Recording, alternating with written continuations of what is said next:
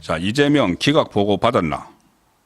정권 퇴진 운동 전환 태세.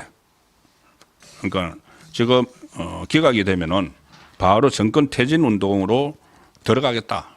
이런 이야기들이 나오고 있는 겁니다. 자, 그것은 그만큼 불안하다는 방증이죠.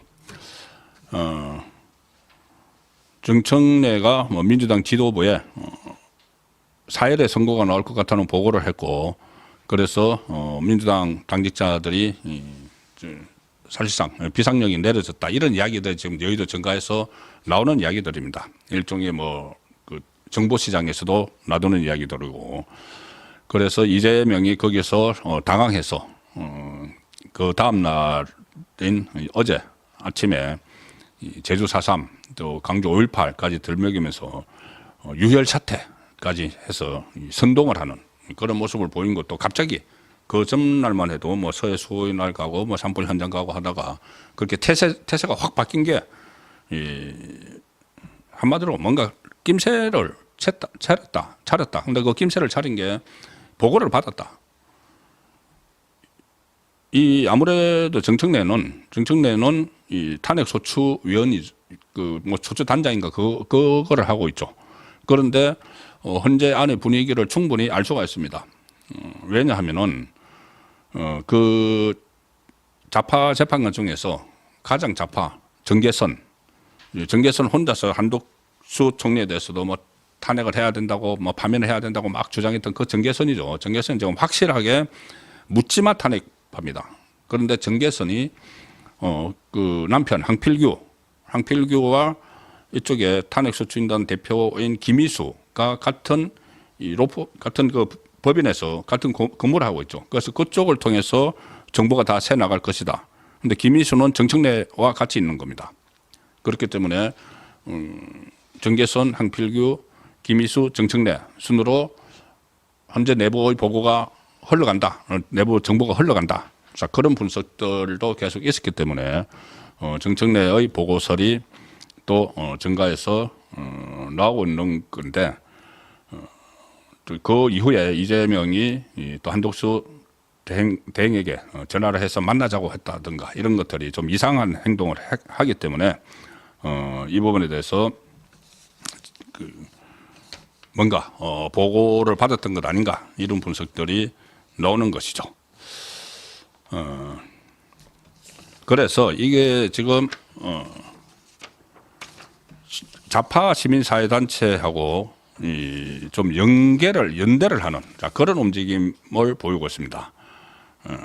좌파 시민단체들이 무슨 윤석열 적각퇴진 사회 대개혁 비상행동 이런 단체를 꾸려가지고 계속 장애 집회를 하고 있죠. 민노총 그리고 반미 친북 세력이 주도하는 이 단체가 탄핵이 만약에 기각되면은 바로 정권퇴진 투쟁에 나서겠다는 주장을 하고 있습니다. 그래서 이렇게 되면은 민주당과 또 결탁을 해서 탄핵에 이제 불발을 하면은, 그 전에 플랜 B, 플랜 C 이야기도 나왔죠. 탄핵이 기각되면은 무슨 임기 단축을 하는 개헌을 추진하겠다. 김어준 방송에서 김용민은 그런 이야기도 했고, 그 다음에 아예 국정을 마비시켜 버렸어. 국정을 마비시켜서 줄탄핵을 다 해버려가지고 나중에 이제 국회의장이 결국은 국정 운영을 하도록 하겠다, 이런 이야기까지 막 나왔는데, 거기에 거치지 않고 이 정권 퇴진 운동에 돌입할 태세다. 그런 분석까지 나오고 있습니다.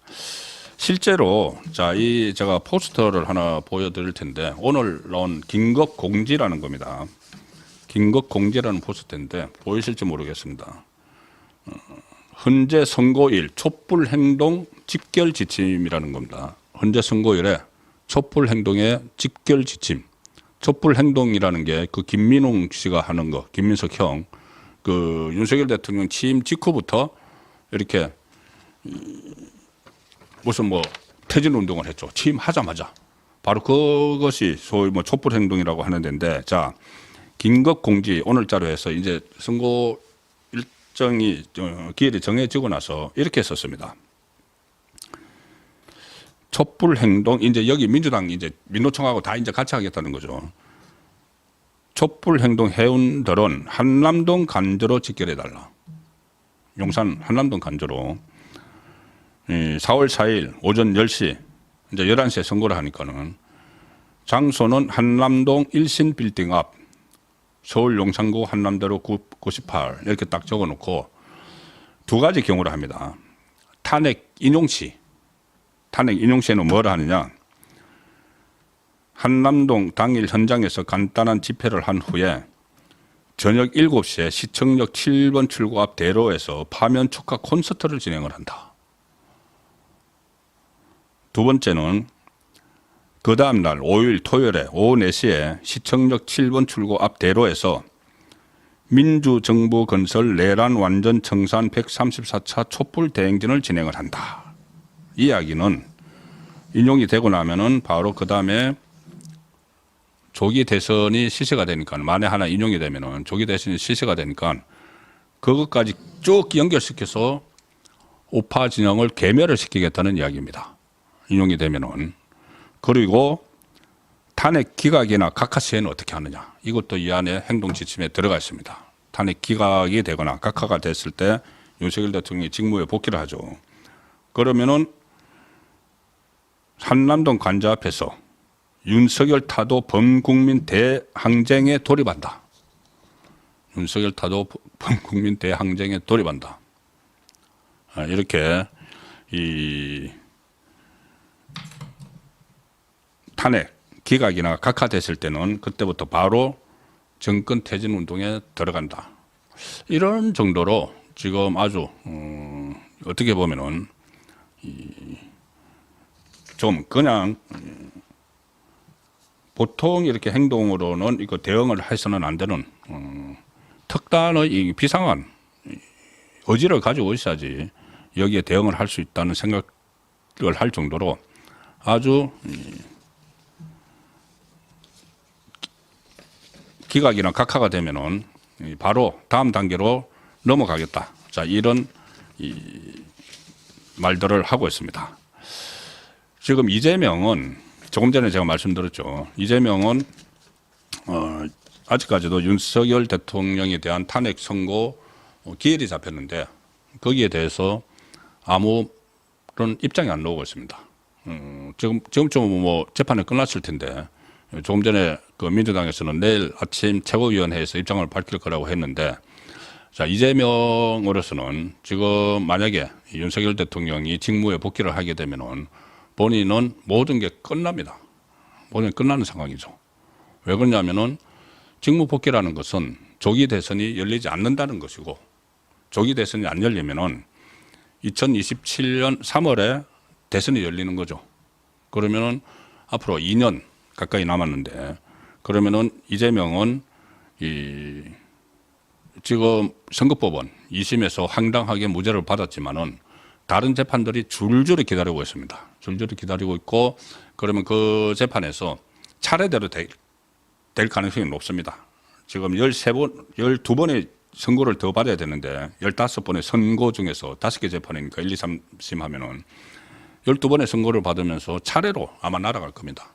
피선거권이 날아가고 그 다음에는 인신이 구속이 되고 이런 상황이 되겠죠. 2027년 3월까지. 그렇기 때문에 이재명은 무조건 지금 조기 대선이 열려야 자기가 살아날 길이 있으니까 막판까지 그렇게 마흔역을 집어넣으려고 발버둥을 치는 것이죠. 그래서 이 기각서를 보고를 받았다는 것이 사실인지는 아직 뭐 확인은 되지 않고 있지만은 만약에 그런 보고를 받았다면은 막판에라도 그것을 뒤집기 위해서 가진 노력을 다 하는 과정이 있었지 않느냐. 그것이 이 무슨 유혈 사태를 이야기하고 이 한독수를 뭐 또 탄핵을 한다고 하고 막 그런 상황들이 나타났는데 어쨌든 지금 이 순간에도 이재명의 사법 위기는 진행형입니다. 오늘도 대장동 재판에 갔죠. 대장동 재판 갔는데 이 대장동 재판은 그 어제 가지 않아서 과태료 받은 거 있지 않습니까? 그 네 번째 가지 않아서 과태료 받은 거. 그건 이제 대장동 민간업자들 정인 출석을 안 해서 그런 것이고 오늘은 자기 재판을 또 받으러 갔습니다. 자기 재판 받으러 갔는데 기자들이 그때는 이제 윤석열 대통령 선거 기일이 잡히지 않은 상황이기 때문에 이런저런 사법 리스크에 대해서 물었는데 아주 이 표정이 묘한 표정으로 아무 말도 않고 뭐 지나가는 그런 상황이 있었는데, 자, 앞으로 재판 줄줄이 열립니다. 이게 지금 계속 속보처럼 이재명의 재판 이야기가 나옵니다. 오늘도 법정에 가 있는데 이 중단됐던 이재명 대북 송금 재판 132일 만에 다시 열린다. 이 기사도 나왔죠.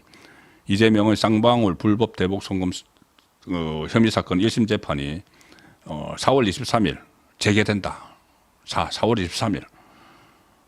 그리고 이재명의 법관 기피 신청 접수로 재판이 멈춘 지 132일 만이고,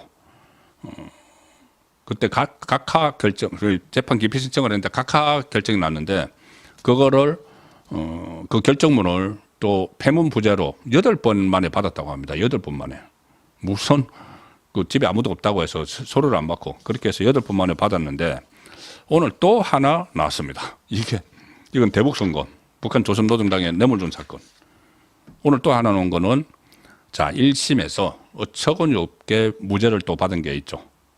김동현 부장판사가 그냥 때려준 거, 1심 무죄 때려준 거. 위정교사. 김진성 씨에게 위정을 교사하는 그 녹음 파일을 온 국민이 들었는데도 거기에 대해서 무죄를 했는데, 자, 이제 항소심이, 그러니까는 2심, 검찰이 항소를 했죠. 검찰을 항소를 했는데 이것도 재판 날짜가 잡혔고, 자, 묘한 게 하나 있습니다. 이게 이재명이 얼마나 그러니까 이재명은 영원히 사법의 그 굴레에서 벗어나지 못한다는 것을 저는 이걸 보고 느꼈습니다. 이재명은 사법 굴레에서 벗어날 수가 없구나. 자, 이재명의 위정교사 사건 항소심 재판을 심리 중인 재판부가 6월 3일 재판 절차를 마무리하겠다고 오늘 밝혔습니다. 6월 3일입니다. 잘 기억해 보시죠. 서울고법 형사 3부인데 위정교사 혐의로 재판에 넘겨진 이재명과 위정 혐의를 받는 고 김병량 전 성남시장의 비서 김진성 씨의 2차 공판 준비 기회를 오늘 열었는데 6월 3일 심리를 마무리 짓는 결심 공판을 하겠다. 결심 공판은 검찰이 구형 때리는 거죠. 6월 3일입니다. 그리고 구형하고 나면은 이제 때리면은 그 다음에 2심 선고 기회를 잡겠죠. 그러면 이게 2심에서 다시 유죄로 바뀔 가능성이 있는데, 자, 제가 왜 6월 3일을 자꾸 말씀드리냐 하면은 4월 4일 윤석열 대통령에 대한 선거에서 만에 하나, 진짜 만에 하나 인용 결정이 나오면은 바로 조기 대선이 60일 내에 실시가 되죠. 만에 하나 나오면은 60일 내에 실시가 되는데, 지금 예상되는 날짜, 언론이 예상하는 날짜가 만약 그런 경우에 좌파 언론들이 계속 분석을 하고 있습니다. 그럴 경우에 조기 대선이 예상되는 날짜가 바로 6월 3일입니다. 4월 4일에 선거가 나오고 60일 내니까 2달 내니까 6월 3일을 오늘 지금 좌파 언론들은 인용되면은 6월 3일 날 대통령 선거가 열린다 막 이렇게 하고 있는데, 그것이 이제 오늘 선거 기일이 발표된 오늘 법원에서는 이재명의 위정교사 사건 구형을 6월 3일 날 때리겠다. 이렇게 발표가 나온 겁니다. 얼마나 저는 이거 보고, 야, 이재명은 어떻게 하든지 워낙 이 범죄가 많으니까, 뭐 범죄가 여기저기 있고, 뭐 5개 재판을 하고 있고, 뭐 8개 사건에 12개 혐의 뭐 이런 것도 있지만은 지금 수사 중인 것도 있죠. 이런 것을 다 하면은 이재명은 결국, 결코, 벗어날 수가 없다. 이 사법 굴레에서. 그런 생각을 하게 됩니다. 이거는 제가 좀 특이한 기사라서 제가 하나만 좀 소개를 드리겠습니다. 뭐냐면 오늘 뉴데일리가 이런 보도를 했습니다. 상당히 또 의미가 있을 수도 있다고 보는데, 뉴데일리 보던데 지금 문형배가 계속 이재명과 내통한다고 그 이야기가 계속 나왔죠. 근데 뉴데일리가 취재를 해보니까 문재인하고 문형배가 집안 사람이었다. 이런 보도를 했습니다. 뉴데일리가 취재를 해보니까는. 같은 문씨죠. 남평 문씨인데 문형배가 문재인의 고조부 뻘로 뻘이 된다. 남평 문씨 대동보를 뉴델리가 입수를 했는데 문재인과 문형배는 같은 남평 문씨 이안 공파고 이 대동보를 보면은 이 조금 분파 확률이 있는데 두 사람이 어쨌든 그 문다성으로부터 35세 손이고 또 그 문형배는 32세 손으로 이렇게 등재가 되어 있다. 그래서 고조부벌이다 뭐 이런 이야기인데 이게 왜 제가 여기에 또 그 관심을 갖는가 하면은 이 사실 문형배가 좌파라고 해도 문형배는 문재인이 발탁을 한 인물이죠. 문재인이 발탁을 했습니다. 그 부산 경남에서 향판을 하고 있는데 그 어떤 지역에서 계속 판사 생활을 향판이라고 하죠. 그런 문형배를 부산 경남의 정치적 기반이 있는 문재인이 발탁을 해서 헌법재판관으로 앉혀줬고 지금 헌법재판소 소장 대행까지 하고 있는 겁니다. 그래서 이 커리어를 보면은 이렇게까지 올라올 인물이 아닌데 어떻게 문형배가 이렇게 승승장구를 했을까? 보니까는 그 뒤에 문제는 있었다는 거죠. 그런데 결국 보면 이 뉴델리가 이 관계를 취재를 해보니까 두 사람은 같은 집안 사람이다. 이런 것이 나온 겁니다. 원래 이제 이재명하고 문형배가 친분이 있다. 두 사람이 뭐 사법연수원 동기고 노동법 학회 좌파 서클에서 같이 활동을 했다. 이런 것이 있었지만은 이후에는 이재명과 문형배가 관계가 틀어졌다는 이야기도 있었죠. 관계가 틀어졌다. 왜? 이재명이 볼 때는 문형배가 이 탄핵에 찬성하는 재판관들을 적극적으로 설득을 하지 않는다고 해서 저 사람은 문형배는 결국 문재인 사람이니까 그런 것 아닌가 뭐 이런 말도 나온다고 제가 한번 소개를 드린 적이 있습니다. 그래서 어쨌든 이 과정에서 정치적인 그 정치 성향 같은 것들이 이번에 윤석열 대통령의 선거 과정에 너무 깊숙이 개입을 했다. 그런 생각이 들기 때문에 이 내용을 소개를 드렸습니다.